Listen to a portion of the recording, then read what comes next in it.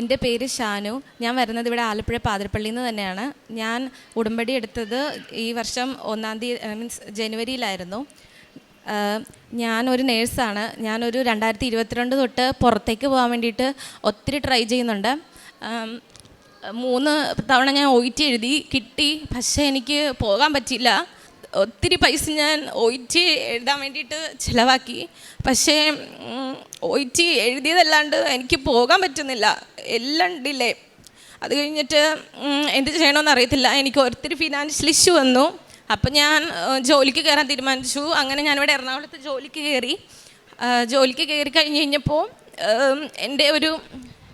എൻ്റെ ഒരു ഫ്രണ്ടിൻ്റെ അച്ഛൻ വഴിയായിട്ട് ഇങ്ങനെ സൗദി പ്രോസസ്സിങ് നോക്ക്, അതിനിപ്പോൾ ചാൻസ് ഉണ്ട്, ഒത്തിരി ഇൻ്റർവ്യൂ വിളിക്കുന്നുണ്ട് എന്നൊക്കെ പറഞ്ഞു. അങ്ങനെയാണ് എനിക്ക് ഒട്ടും ഇഷ്ടമില്ലാത്തൊരു സ്ഥലമാണ് സൗദി. എനിക്ക് പോകാൻ അങ്ങനെ താല്പര്യമേ തോന്നിയിട്ടില്ല. എന്നാലും മാതാവ് തോന്നിക്കുന്നതാണെന്നുള്ള വിശ്വാസത്തിൽ ഞാൻ സൗദി പ്രോസസ്സിങ് സ്റ്റാർട്ട് ചെയ്തു.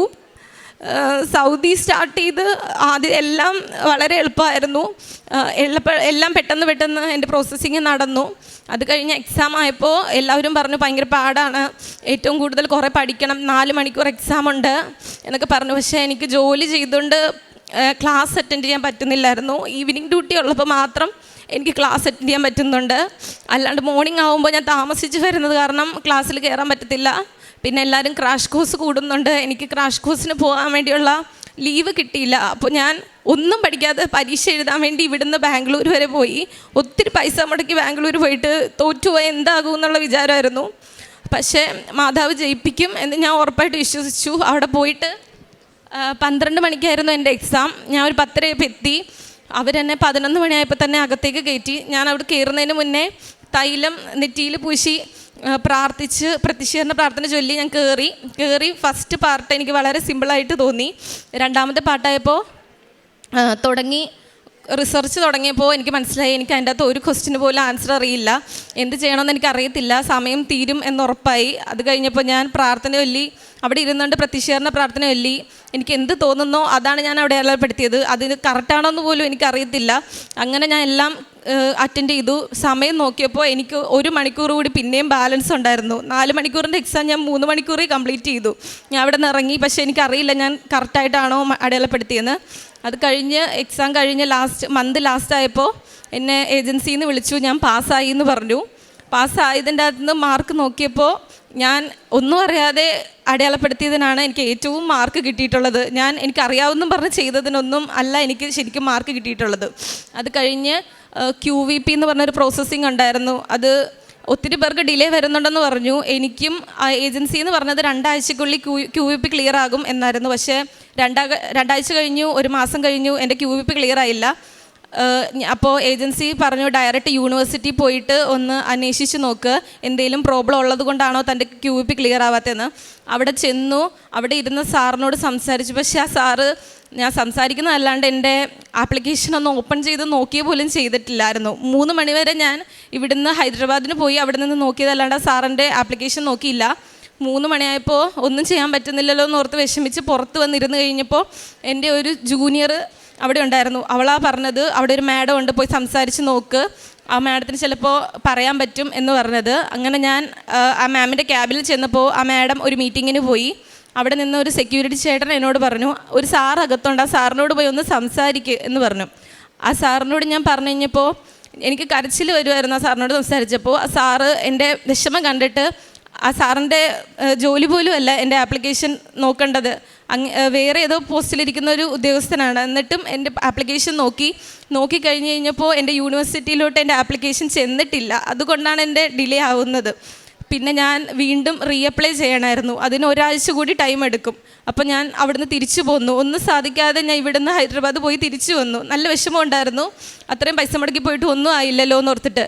പിന്നെ തിരിച്ചു വന്ന് കഴിഞ്ഞിട്ട് 1 ആഴ്ച കഴിഞ്ഞപ്പോൾ എൻ്റെ ഏജൻസിയിൽ നിന്ന് തന്നെ വിളിച്ചു. ഞാൻ വിചാരിച്ചത് എന്തേലും എൻ്റെ QVPയുടെ കാര്യം പറയാനായിരിക്കും എന്നാണ് വിളിച്ചത്. ഞാൻ ജോലിയിലായിരുന്നു. എടുത്തു കഴിഞ്ഞപ്പോൾ അവരെന്നോട് പറഞ്ഞത് എൻ്റെ വിസ വന്നു എന്നായിരുന്നു. QVP ക്ലിയർ ആകുമ്പോൾ എല്ലാവരോടും പറയും QVP ക്ലിയർ ആയെന്ന്. പക്ഷേ എൻ്റെ QVP ക്ലിയർ ആയതുപോലും ഞാൻ അറിഞ്ഞിട്ടില്ല. അങ്ങനെ എൻ്റെ ക്ലിയറായി. എൻ്റെ വിസ വന്നപ്പോഴാണ് എനിക്ക് മനസ്സിലായത് എൻ്റെ QVP ക്ലിയർ ആയ കാര്യം.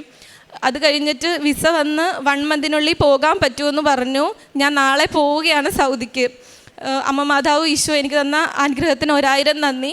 പിന്നെ കാരുണ്യപ്രവൃത്തിയായിട്ട് ഞാൻ ചെയ്യുന്നത് എന്നെക്കൊണ്ട് പറ്റാവുന്ന സഹായം എന്നോട് ചോദിക്കുന്ന എല്ലാവർക്കും ചെയ്യാറുണ്ട്. അല്ലാണ്ട് ഒരു നേഴ്സിംഗ് ഫീൽഡിലായതുകൊണ്ട് ഞങ്ങളുടെ ഗ്രൂപ്പിലൊക്കെ എപ്പോഴും ഇങ്ങനെ കാരുണ്യപ്രവൃത്തിക്ക്, അതായത് രോഗി സഹായം, പൈസ, ട്രാൻസ്പ്ലാന്റിനൊക്കെ പൈസ ചോദിച്ചിട്ടുള്ള എല്ലാ ഇതും വരാറുണ്ട്. അങ്ങനെ കാണുന്നതിൻ്റെ അകത്തൊക്കെ എൻ്റെ കയ്യിലുള്ള ഒരു പൈസ ഞാൻ അവർക്ക് കൊടുക്കും. പിന്നെ ഇവിടുന്ന് പത്രം വാങ്ങിച്ചു കൊണ്ടേ കൊടുക്കാറുണ്ട്.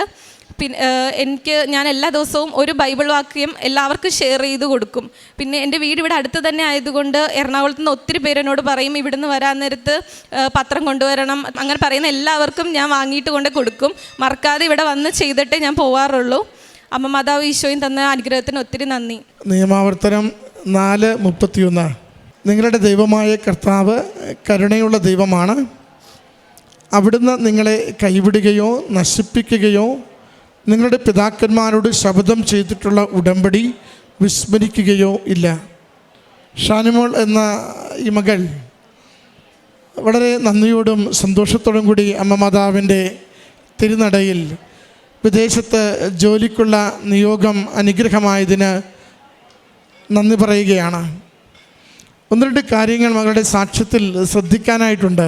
ആദ്യത്തേത്, മകളുടെ വീട് വളരെ അടുത്താണ്. ഇവിടെ പാതിരാപ്പള്ളി എന്ന് പറഞ്ഞു. ഇവിടുന്ന് ഒരു 6 കിലോമീറ്റർ ദൂരമേ ഉള്ളൂ. മകൾ വളരെ കുഞ്ഞുനാൾ മുതൽ അറിയുന്നതാണ് കൃപാസനം. പക്ഷേ എങ്കിലും അമ്മ മാതാവിൻ്റെ ഒരു ആവശ്യം ജീവിതത്തിൽ ഉണ്ടാകുമെന്ന് അത്ര കണ്ട് തോന്നിയിട്ടില്ല. പഠിക്കാൻ കഴിവുണ്ട്, പഠനമൊക്കെ നന്നായി പൂർത്തീകരിച്ചു, നേഴ്സിങ്ങും പൂർത്തീകരിച്ചു. എത്രയും വേഗം ജോലിക്കൊക്കെ പോകാൻ പറ്റുമെന്ന് കരുതി മകൾ പറഞ്ഞു ആമുഖത്തിൽ 2-3 വർഷമായി വിദേശത്ത് ജോലിക്ക് വേണ്ടി ആഗ്രഹിച്ചിങ്ങനെ OET എഴുതി വിജയിക്കുന്നു. പക്ഷേ വിദേശത്തേക്ക് പോകുന്നത് മാത്രം നടക്കാതെ പ്രയാസത്തിലായെന്ന്. ശരിക്കും ആ ആമുഖത്തിൽ അവൾ പറഞ്ഞു തുടങ്ങുമ്പോൾ കണ്ണു നിറഞ്ഞാണ് സംസാരിക്കുന്നത്.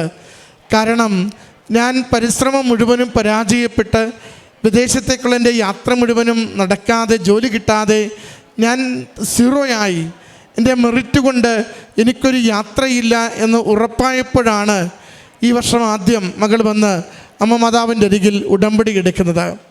നമ്മൾ അതുകൊണ്ടാണ് പലപ്പോഴും പറയുക, മരിയൻ ഉടമ്പടി എന്ന് പറയുന്നത് എല്ലാ വഴികളും അടയുമ്പോൾ അവസാന വഴി തുറക്കുവാൻ വേണ്ടി ദൈവസന്നിധിയിലേക്ക്, അമ്മയുടെ അരികിലേക്ക് എത്തിച്ചേരുന്ന മക്കളുടെ ആശാകേന്ദ്രമാണ്. ഉടമ്പടി എപ്പോഴും അങ്ങനെയാണ്. എന്ത് ക്ലേശവും മാറ്റിത്തരും, ഏത് ജീവിത വിഷയത്തിലും ഇടപെടും.